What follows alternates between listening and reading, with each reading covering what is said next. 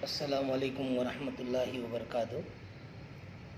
آج میں نے چند باتوں کو آپ حضرات کے سامنے رکھنا چاہتا ہوں، اس لیے کہ IUML NDL AP کے نام سے میں نے یوٹیوب میں ایک چینل شروع کیا ہے۔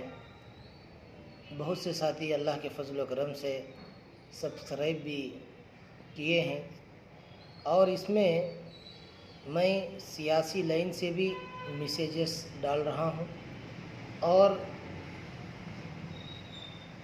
مسئلے مسائل اور اللہ کے کلام کی تلاوت ایسی چیزوں کو بھی میں اس میں ڈال رہا ہوں، کیونکہ بہت ساتھیوں نے کہا آج قوم ہمیشہ موبائل پکڑی ہوئی ہے، اس میں جو بھی آئے اس کو دیکھتے ہیں اور سنتے ہیں۔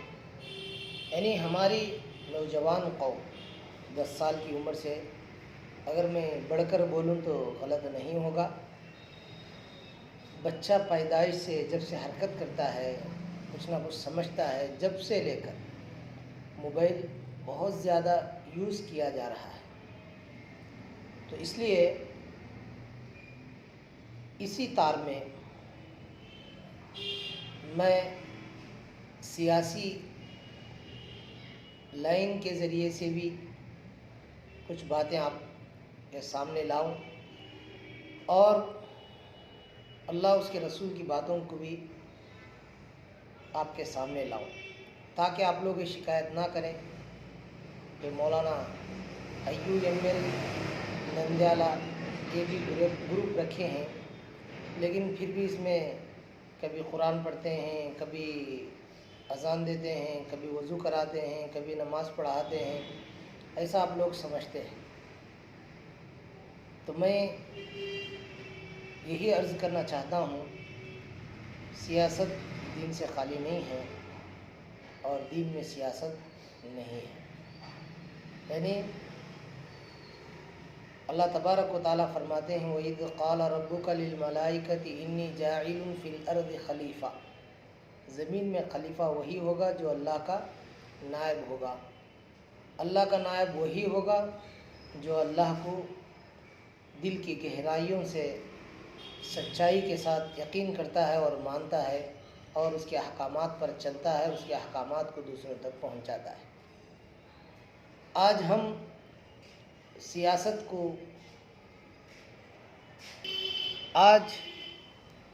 ہر آدمی سمجھتا ہے کہ جو سیاست میں ہے وہ دین کی باتیں نہیں کر سکتا، اور جو دین کی باتیں کرتا ہے وہ سیاست کی باتیں نہیں کر سکتا۔ جب بھی ہم قرآن کو لیتے ہیں تو حدیث کو بھی لینا پڑتا ہے۔ جب قرآن اور حدیث کو لیتے ہیں تو ضرور صحابہ کے واقعات کو ذکر کرنا پڑتا ہے۔ آپ ان واقعات میں جنگ تبوک کو، جنگ احد کو اور جنگ بدر کو، ہر صحابی کی قربانی کو آپ کو بیان کرنا پڑتا ہے۔ امیر المؤمنین حضرت ابوبکر صدیق رضی اللہ تعالیٰ عنہ کی زندگی بیان کرنا پڑتا ہے، حضرت عمر بن خطاب رضی اللہ تعالیٰ عنہ کی زندگی کو بیان کرنا پڑتا ہے، عثمان غنی اور حضرت علی رضی اللہ تعالیٰ عنہ کی زندگی کو بھی بیان کرنا پڑتا ہے۔ اور سرکار دو عالم صلی اللہ علیہ وسلم کی زندگی کو تو بیان کیے بغیر دین ہی مکمل نہیں ہو سکتا، کیونکہ ام عائشہ صدیقہ رضی اللہ تعالیٰ عنہ سے ہم یہ سنتے ہیں کہ قرآن اللہ کے نبی علیہ السلام کی زندگی تھی، اور یعنی دونوں کو فرق نہیں کیا جا سکتا تھا، بالکل ہو بہو سرکار دو عالم صلی اللہ علیہ وسلم زندگی پر، قرآن پر زندگی گزارا ہے۔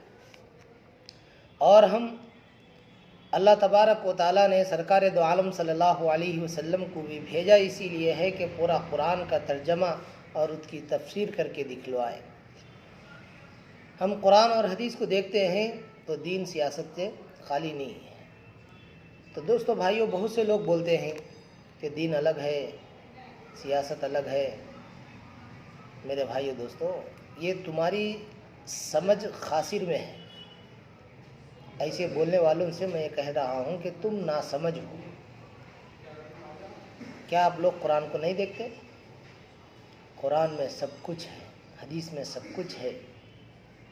اسی وجہ سے میں اس چینل کے اندر قرآن اور حدیث کی باتوں کو بھی ڈالتا ہوں، اس لیے کہ سیاست الگ ہے، دین الگ ہے، ایسا نہ سمجھیں۔ اللہ تبارک و تعالیٰ نے ہمیں دنیا کے اندر امر بالمعروف اور نہی عن المنکر کے لیے منتخب کر کے بھیجا ہے، تو پھر دونوں چیزوں کی ذمہ داری سر برابر ہے۔ جس کو اللہ تعالیٰ نے جو انداز دیا ہے وہ اپنے انداز سے امر بالمعروف اور نہی عن المنکر کر رہا ہے۔ نہی عن المنکر والا امر بالمعروف کرنے والے پر تہمت نہیں لگا سکتا، اور امر بالمعروف کرنے والا نہی عن المنکر کا روکنے کا جو کام کرتا ہے اس کو تہمت نہیں لگا سکتا۔ ہر ایک اپنی طاقت کے بساط عمل کر رہا ہے۔ اسی وجہ سے میں یہ کہتا ہوں کہ جو بھی دنیا کے اندر اللہ کو جانتا ہے، رسول اللہ صلی اللہ علیہ وسلم کو جانتا ہے اور اس پر یقین رکھتا ہے، اس پر عمل کرتا ہے، تو ہر ایسے شخص کو سیاسی شعور ہونا چاہیے۔ سیاسی شعور نہ ہوگا تو کتے، گدھے، بے عقل، بے وقوف، احمق لوگ ان منصبوں پر بیٹھ کر، حال میں ہی ہم نے دیکھا کرناٹک میں اذان پر پابندی لگائی گئی۔ ابھی جو نریندر مودی جو ہمارے بھارت کا پردھانی بنا بیٹھا ہے، اور وہ مندروں کے پیچھے پڑا ہوا ہے، ہر جگہ پر مندروں کی ترقی کی جا رہی ہے، اور اس کے جو منسٹر ہے وہ کہہ رہے ہیں کہ مسجدوں میں بھی جے شری رام کہنا چاہیے، کیونکہ ہم نے ان کو یہ موقع دیا ہے، اس لیے وہ بول رہے ہیں۔ حقیقت میں ہم کو اس جگہ پر ہونا چاہیے تھا، اور ہم اس جگہ پر بیٹھ کر ہر ایک کو عقل کی بات بتاتے اور عقل کی طرف سب کو دعوت دیتے، تو آج ہم کو یہ سننے کا موقع نہ ہوتا۔ بہت سے لوگ، مال بہت ہے، کیا کریں گے؟ یہ بے وقوف لوگ اپنے مال کی حفاظت میں سامنے والا دشمن جو کچھ بھی کہے اس پر راضی ہے۔ اس واسطے میں دیندار لوگوں سے کہہ رہا ہوں، کیونکہ جو دیندار ہے وہ زندہ ہے، جو دیندار نہیں ہے وہ مردہ ہے۔ بے دیندار لوگوں سے ہم کیا کہہ سکتے ہیں؟ وہ تو اپنی بے دینداری کو ہم پر تھوپنا چاہتے ہیں۔ ان کے اندر جو تاریکی ہے، جو اندھیرا ہے، وہ ہم پر بھی ڈالنا چاہتے ہیں۔ میں تو دیندار لوگوں سے یہ عرض کر رہا ہوں کہ آپ لوگ شعور میں آئیں، دین کو سمجھیں، دینداری کو سمجھیں، اور رسول اللہ صلی اللہ علیہ وسلم کی زندگی کو اور حضرات صحابہ کی زندگیوں کو سمجھیں۔ اللہ تعالیٰ مجھے اور آپ کو، سارے مسلمانوں کو، جو میں نیک ارادہ لے کر کھڑا ہوا ہوں، اللہ میری مدد فرمائے۔ آپ لوگ بھی میرے لیے دعا گو ہو اور میری بھی مدد فرمائے۔ میں خاموش بیٹھنے والا تو نہیں ہوں، ہمیشہ کچھ نہ کچھ کرتا رہتا ہوں، لیکن ہر کرنے میں میں اللہ سے ڈرتا ہوں کہ میں کیا غلط کر رہا ہوں یا صحیح کر رہا ہوں۔ اگر غلط کر رہا ہوں تو میں اللہ سے دعا چاہتا ہوں کہ اللہ مجھے راہ راست پر لا۔ ایسا نہ ہو کہ ربنا لا تزغ قلوبنا بعد اذ ہدیتنا، یہ نہ ہو جائے۔ اور میں اگر سیدھے راہ راست پر ہوں تو اللہ سے میں دعا کرتا ہوں کہ اللہ میری مدد فرما۔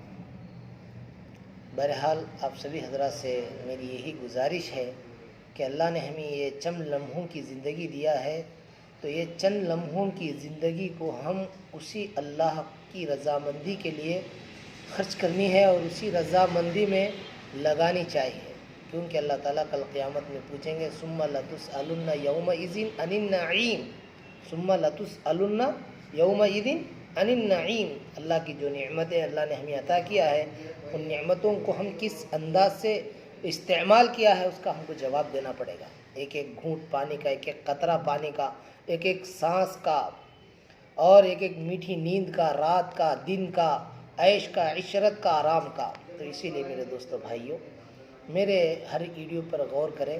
میں آپ کو دکھانے کے لیے نہیں ڈال رہا ہوں، آپ کو سمجھانے کے لیے ڈال رہا ہوں. اللہ مجھے اور آپ کو سب کو سمجھنے کی توفیق نصیب فرمائے. السلام علیکم ورحمۃ اللہ.